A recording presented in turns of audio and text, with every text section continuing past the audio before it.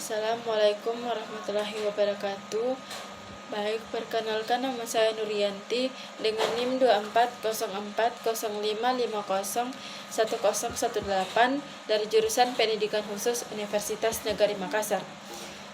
Pada video kali ini saya akan membahas tentang sejarah learning disability atau berkesulitan belajar spesifik. Yang pertama ada latar belakang. Siswa yang kesulitan belajar adalah siswa yang secara nyata mengalami kesulitan dalam tugas-tugas akademik, baik disebabkan adanya disfungsi neurologis, proses psikologis dasar, maupun sebab-sebab kesulitan belajar lainnya. Kesulitan belajar ini merupakan keadaan di mana anak tidak dapat belajar sebagaimana mestinya. Peserta didik yang kesulitan belajar juga mengalami kesukaran dalam menerima pelajaran. Hal lain yang dapat menyebabkan kesulitan belajar berupa ancaman, hambatan, ataupun gangguan dalam belajar. Kemudian ada rumusan masalah. Yang pertama, apa definisi kesulitan belajar spesifik? Yang kedua, bagaimana sejarah berkesulitan belajar spesifik? Dan yang ketiga, apa saja klasifikasi berkesulitan belajar?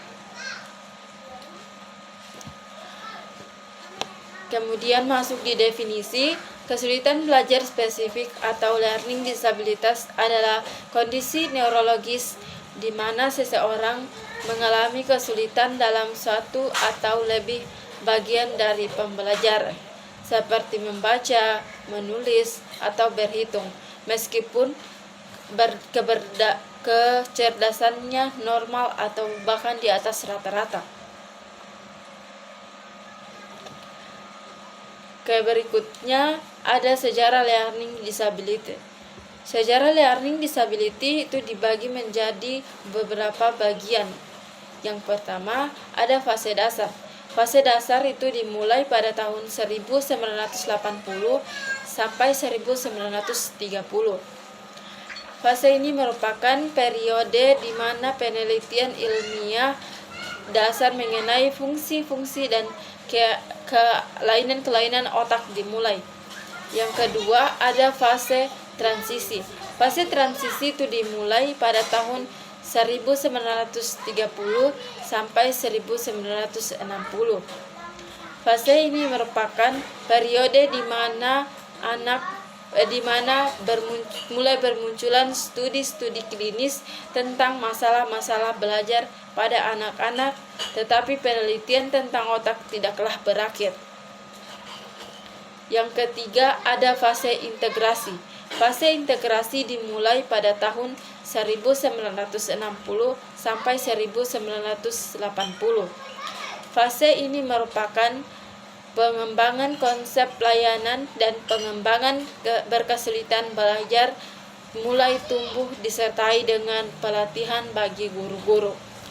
Yang keempat ada fase kontemporer. Fase ini dimulai pada tahun 1980 hingga sekarang. Pada fase ini banyak sekali muncul perubahan arah dan perkembangan konsep serta ide-ide baru dalam layanan dan penanganan untuk anak berkesulitan belajar. Kemudian klasifikasi learning disabilities menurut akademik. Ada yang pertama kesulitan belajar dari segi perkembangannya. Adapun ciri-cirinya merespon banyak stimulus, hiperaktif, mudah beralih perhatiannya, tidak dapat mempertahankan perhatiannya dalam waktu lama. Kemudian yang kedua ada gangguan berpikir dan berbahasa.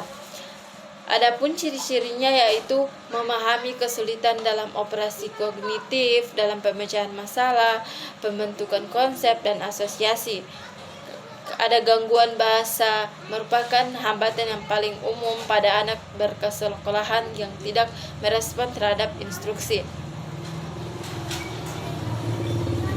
Kemudian yang ketiga gangguan memori. Gangguan memori ini biasanya ciri-cirinya tuh tidak mampu mengingat apa yang dilihat, didengar, dan dialami. Kemudian tidak mampu merekal kata-kata yang ditampilkan secara visual. Yang keempat ada gangguan persepsi visual dan motorik.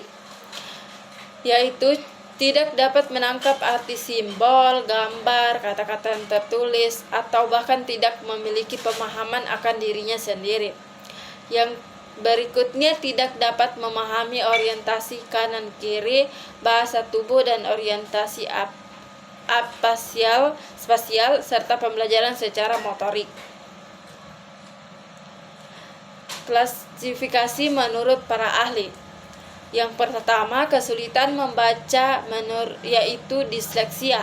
Kesulitan membaca atau disleksia adalah sebuah kondisi ketidakmampuan belajar seseorang berupa gangguan pada proses berbahasa yang terutama menghambat kemampuan membaca, juga mempengaruhi kemampuan dalam menulis, dan bahkan terkadang kemampuan bicara.